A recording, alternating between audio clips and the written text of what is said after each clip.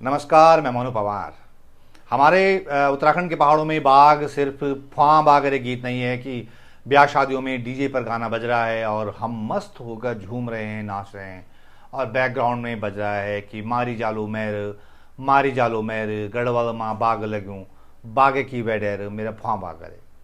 बाघ ने हमारे पहाड़ों में जीना मुश्किल कर दिया है, जीवन को नर्क बना दिया है और कई जगह इंसानों के पलायन की एक बड़ी वजह भी बाघ बना है। इसे आप कोई माने या ना माने। अच्छा, जब मैं बाघ कह रहा हूं ना तो इसका मतलब अंग्रेजी का टाइगर नहीं है। हमारे पहाड़ों में चाहे वो गढ़वाल हो या कुमाऊं हो, यहाँ तेंदुए यानी लेपर्ड को ही बाघ कहा जाता है, बल्कि इसका एक सरकारी नाम भी है और वो है गुलदार।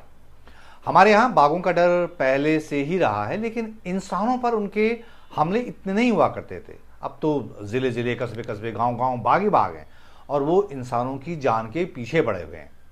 अभी 2-3 दिन पहले की बात है, मेरे गृह जिले पौड़ी गढ़वाल में मेरे गांव के बगल के डोभा गांव में, जो कि डोभाल सरनेम वालों का मूल गांव है, वहां दिन दहाड़े लगभग 3-4 बजे के आसपास की बात होगी, एक बाघ ने एक 25 साल की लड़की पर अटैक कर दिया। वो पहाड़ की बेटी इतनी बहादुर निकली कि उसने दराती से बाघ का मुकाबला किया और बाघ भाग गया। आज बाघ ने गुलदार ने इस लड़की पे हमला किया। इस पे एक नाखून लग रखा है, ये देखो, ये देखो। अभी 4 बजे का टाइम हो रहा है केवल, ये देखो, अभी धूप भी नहीं गई। ये लड़की तो अपनी सूझबूझ और अपनी बहादुरी की वजह से बच गई, लेकिन बाघ के हमले के वक्त हर कोई ऐसा नहीं कर पाता। असल में बाघ से ज्यादा खतरनाक होती है उसकी दहशत, जिसे हमारे यहाँ गढ़वाली में बगबॉल कहा जाता है। ऐसी सिचुएशन जब बाघ को देखकर इंसान बदहवास हो जाता है, उसके होश उड़ जाते हैं, यही बगबॉल है। कुछ उस समय समझ में नहीं आता कि क्या किया जाए और ऐसी बहुत कम मिसालें हैं जब कोई बाघ का मुकाबला करता हुआ बच निकला। उत्तराखंड वन विभाग का मैं एक डेटा आपसे शेयर कर रहा हूं। ये डेटा जनवरी 2000 से 31 मई 2025 के बीच का है, जिससे पता चलता है कि इन 25 सालों में वन्य जीवों के हमलों में उत्तराखंड में 1241 लोग मारे गए हैं। उनमें से भी सबसे ज्यादा 539 लोग बाघ यानी तेंदुए के हमले में मारे गए हैं। यही नहीं, इस दौरान कुल 2077 लोग तेंदुए के हमले में बहुत गंभीर रूप से जख्मी हुए।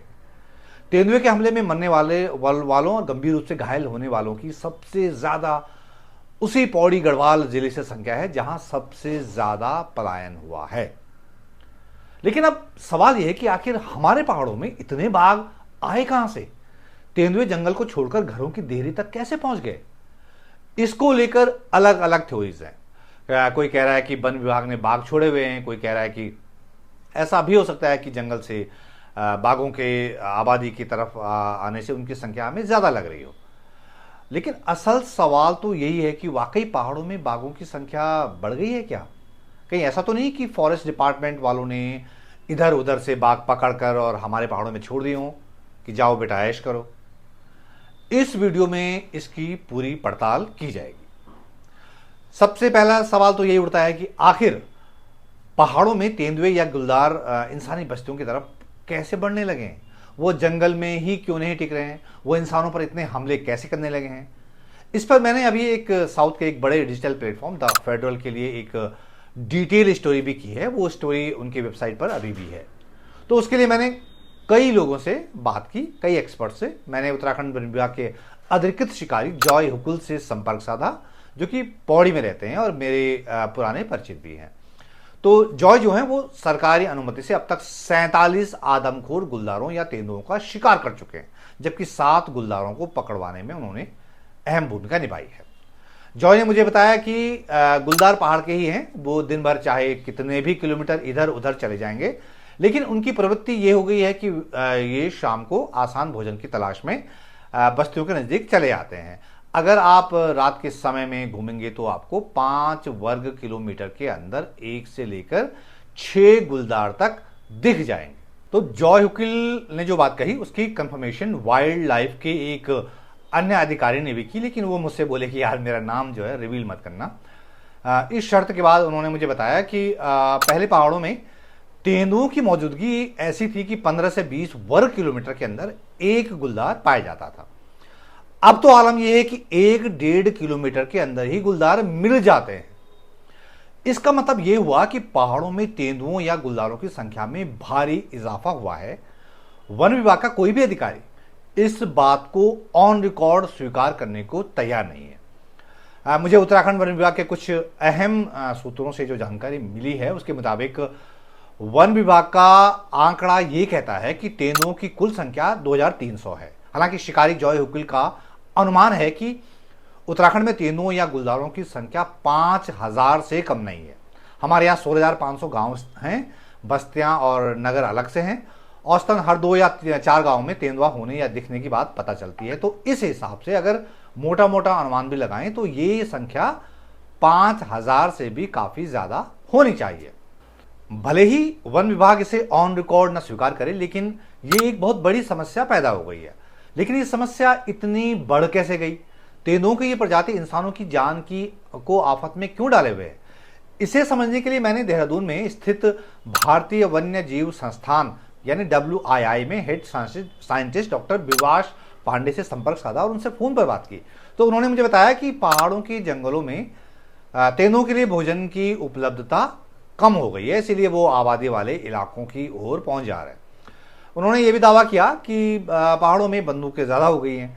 शिकार की वजह से चीतल, सांबर, काकड़ जैसे वन्यजीव अपेक्षाकृत कम हो गए, वरना तेंदुए तो हरिद्वार जैसे मैदानी जिले में भी कम नहीं हैं। लेकिन यहाँ तेंदुओं को नेचुरल भोजन मिल जाता है क्योंकि हरिद्वार और आसपास की जंगल चीतल, सांबर, काकड़ जैसे वन्य जीवों से भरे पड़े हैं, जबकि पौड़ी, गढ़वाल जैसे जिले में ठीक इसके उलट है। ऐसा भारतीय वन्य जीव संस्थान यानी WII के हेड साइंटिस्ट डॉक्टर विवाश पांडव ने मुझसे ऑन रिकॉर्ड कहा। लेकिन उत्तराखंड में अब तक 47 आदमखोर तेंदुओं का शिकार कर चुके जॉय हुकिल इसकी एक और वजह बताते हैं। उन्होंने मुझसे कहा कि कोई माने या ना माने, लेकिन यह बहुत साफ है कि पहाड़ में गुलदारों की संख्या बढ़ गई है। क्योंकि इनकी संख्या ज्यादा हो गई है, लिहाजा जंगल में उनकी संख्या के अनुपात में उनके लिए भोजन कम पड़ गया है।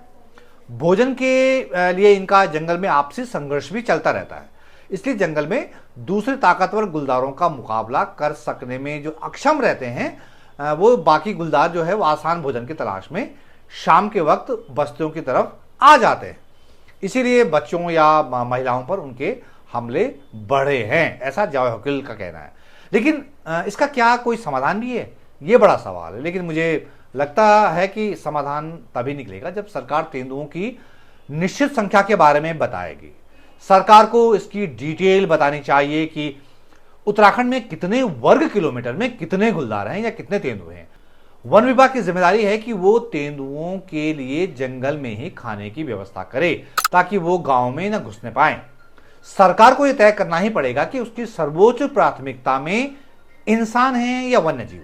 अगर इसे दोनों में तालमेल बैठाना है तो और भी तरीके हैं इसके। सरकार चाहे तो पहाड़ों में बड़े इलाके में वन्य जीव अभयारण्य मतलब नेशनल पार्क टाइप डेवलप कर सकती है और सारे तेंदुओं या गुलदारों या बाघों को पकड़कर वहां छोड़ सकती है।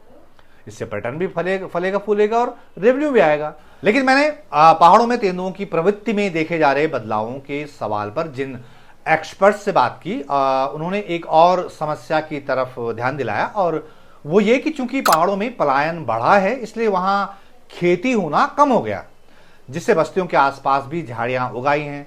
उन झाड़ियों में तेंदुओं को छिपने के लिए जगह मिल जा रही है और वो आसानी से इंसानों को शिकार बना रहे हैं। तो जंगली झाड़ियां हैं जैसे लेंटाना हुई, गाजर घास हुई, काला बांस हुई, ये सब हमारी दुश्मन हो गई हैं।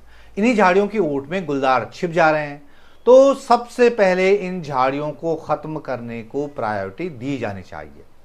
लेकिन असल सवाल यह भी है कि सरकार के पास इस बड़ी समस्या का कोई समाधान है भी कि नहीं है। सरकार को अपनी प्राथमिकता तो तय करनी ही पड़ेगी। पहाड़ के लोगों के पास तो कोई चारा बचा ही नहीं है।